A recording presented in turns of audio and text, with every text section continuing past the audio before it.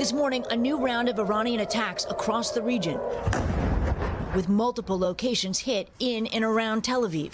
Shrapnel and cluster bombs raining down on the city. No injuries reported.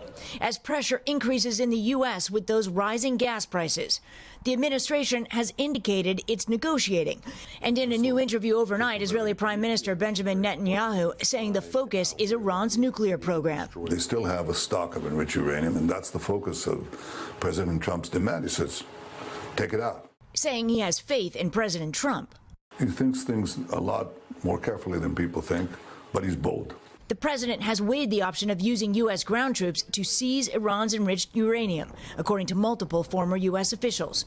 While yesterday Trump threatened, quote, completely obliterating Iranian targets if a deal isn't reached. He also revealed in an interview that the U.S. is indirectly negotiating with Iran's hardline Speaker of Parliament, a former general of the Islamic Revolutionary Guard.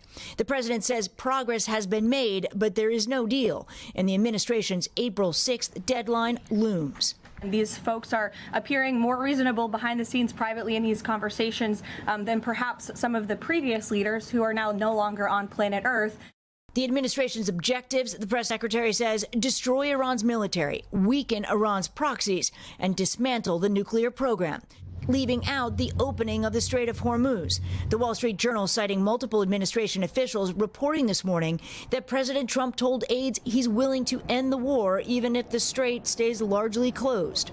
The chokehold there leading to the surge in oil prices. While attacks on oil tankers in the Gulf continue, a Kuwaiti tanker hit by a drone in the early hours this morning. Back to those negotiations, Iran's foreign ministry responding to the demands from the Trump administration, calling them excessive, unrealistic, and unreasonable. Hey, thanks for watching. And don't forget, you can catch the Today Show every morning on NBC or take Today when you're on the go. Just follow the Today podcast on Apple Podcasts, Spotify, or wherever you listen.